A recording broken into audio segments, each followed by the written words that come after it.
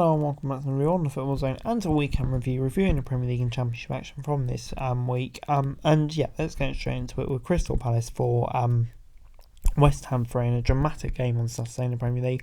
All the goals really here in this one came early on. Souček in the 90th minute, giving West Ham lead before Ayew, Zaha and Slip made it 3-1, Antonio 3-2, Eze 4-2, and Elgard 4-3. In the end, quite an even game, with Palace just about edging it, deserving winners. And yeah, Roy Hodgson continues his great start. For West Ham, they still work to do. But anyway, moving on into Brighton, they demolished Wolves 6-0.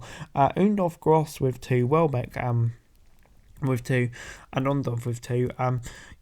Completing a dominant win for Brighton. They were back to their best here after a few disappointing results, just showing what good side they are. For Wolves, disappointing. It just kind of shows how much work Lopetegui has to do, really. For Brighton, this was a hugely impressive win. Now we're delighted that, and they're going to continue to hunt down those places in Europe. But moving on into Brentford, they also picked up a really good win over Forest, comeback win after Danilo gave Forest the lead in first half stoppage time. Tony in the 82nd minute and De Silva in the 94th minute gave Brentford the win, so a late comeback there for the Bees. Big win for them as well. They're starting to build some momentum again.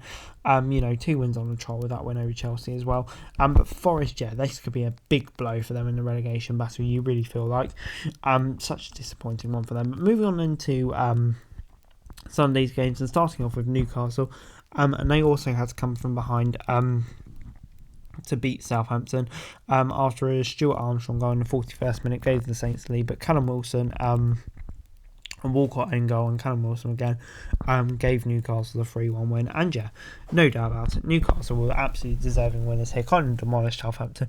XG of 4.69 and had most of the game. Another step closer to Europe. But moving on then to Manchester United, 1 Villa 0 at Old Trafford. Bruno Fernandes in the 39th minute gave Manchester United the lead.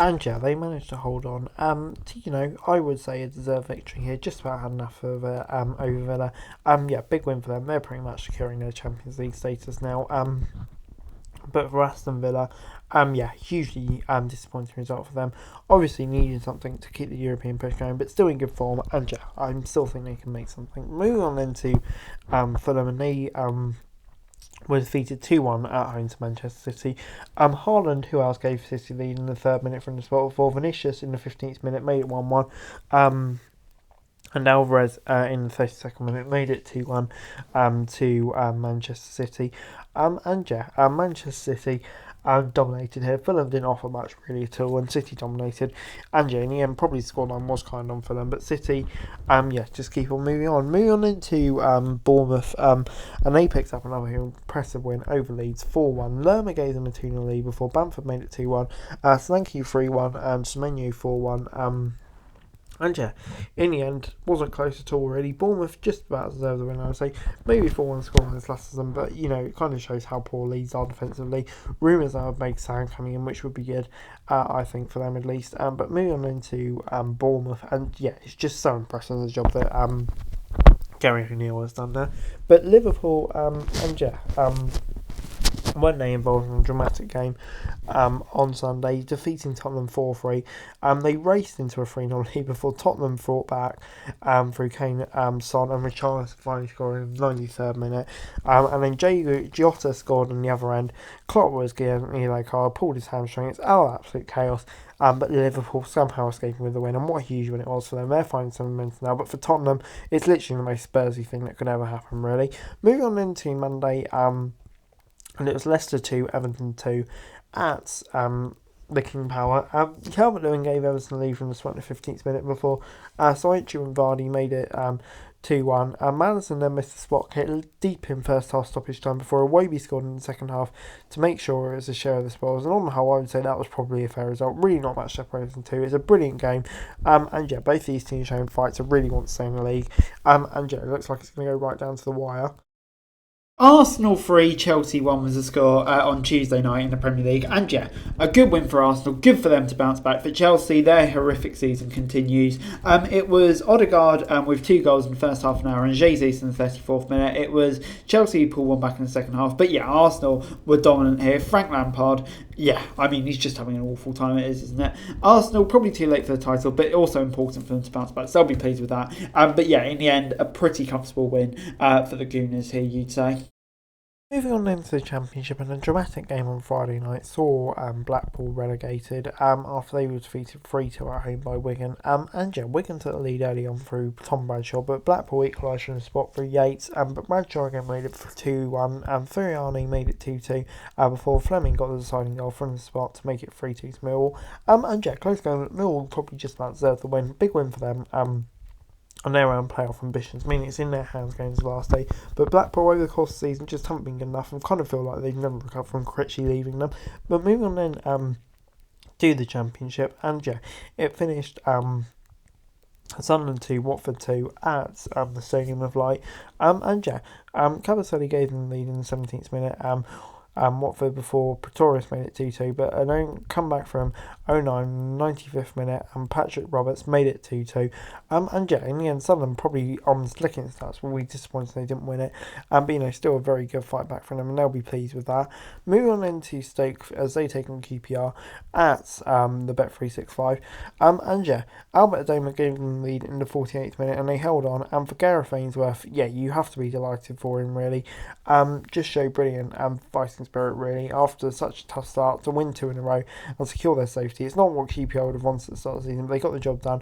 Both of these teams kind of feel like in need of a big reset for next season, because yeah, they've not had great seasons either of them. Moving on then to Sheffield United, and they defeated Preston 4-1, definitely not laying their foot off the gas. Took the lead in the 36th minute before Delap in the 63rd minute equalised, but goals from Fleck, Dye and McBurney made it 4-1. And yeah, Sheffield United on the whole here, you'd have to say they were pretty dominant, and yeah, big win for them. And yeah, Preston really disappointed because they've lost out the past game. Ryan Lowe, bit of a weird press conference after, seeking assurances if he wants to be there next season. So it'll be interesting to see how that goes. But yeah, for Sheffield United, they continue on. Moving on into a massive game down at the bottom with Reading drawing 1-1 with Wigan. Hughes gave Wigan the lead in the 81st minute, but a late goal from Yaku Mate made it 1-1. And yeah, Reading probably had slightly more of the game. But in the end, it was probably quite an even contest. Draw maybe the fair result. Maybe Reading just deserved to shade it. But yeah, really a draw is unlikely to got good enough for either of these sides. Well, definitely not for Wigan. They've been relegated. No surprise there. But for Reading, yeah, now relying on Sheffield United to beat Huddersfield, then to beat Huddersfield on the last day. But moving on into Hull as they take on Swansea, and the score ended up being 1-1. And yeah, Cabango in the 3rd minute with an own goal before Kundal in the 39th minute made it 1-1. And yeah, in the end, not a lot between the two sides. Not the greatest game I've ever seen, put it that way.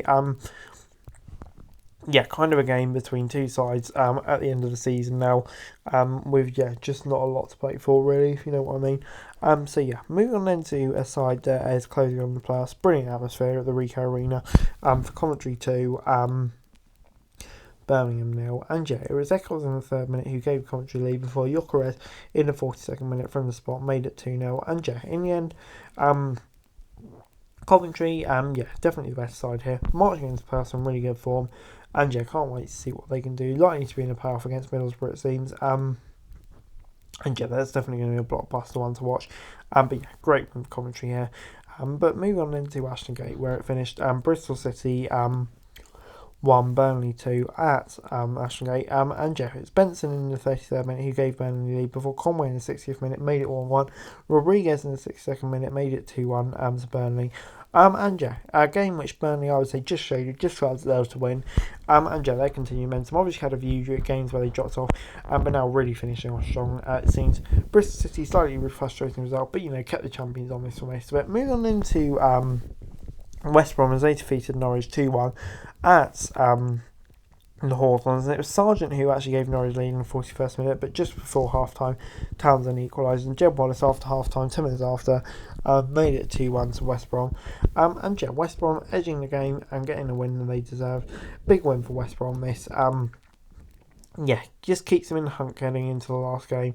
And yeah, that's definitely more you can say about Norwich. It's just been a really disappointing drop off for them. Moving on into Sunday's game, and what a massive win it was for Huddersfield. Defeating Cardiff 2-1. Hung on in the 61st minute, gave them the lead before Simpson own goal made it 2-0. And Davies in the 83rd minute made it 2-1. And Huddersfield, yeah, dominated the game and did deserve to win this one.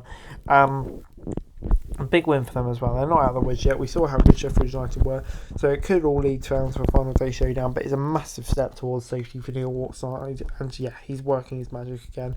Moving on into Rotherham, as they defeated Middlesbrough 1-0. Another side that Warnock worked his magic with in the past, Rotherham. And yeah, it was O'Doffin in the 48th minute who gave Rotherham the lead. And yeah, despite Middlesbrough having much of the game, it's Rotherham who came away with the win, especially with Dyche Gilday sent off in the first half. That didn't help Middlesbrough's cause. But yeah, Rotherham held on. Huge win for them and secures their safety. Stops them from being a yo-yo club for once. So yeah, huge win for them and congrats to them. But moving on into Blackburn 1, Luton 1 at Ewood Park. And yeah, it's Lockie in the 50th minute who gave Luton the lead before Carter in the 86th minute equalised for Blackburn. And yeah, they kind of had probably a bit more of the game really, just through their desperation to get into the playoffs. Yeah, 2 points off. It's unlikely, but you never know. They've given themselves a chance against the final game of the season, but yeah, unlikely, like I say. So it will be frustrating for them having been here for much of the season, but there we go. For Luton, yeah, they're just preparing for the playoffs at this stage, really. But anyway, guys, that's it, really. Thanks very much for watching. Like, subscribe, don't subscribe to the channel for daily football news and subscribe to the channel. It's going to be greatly appreciated. Thanks very much for watching. Peace.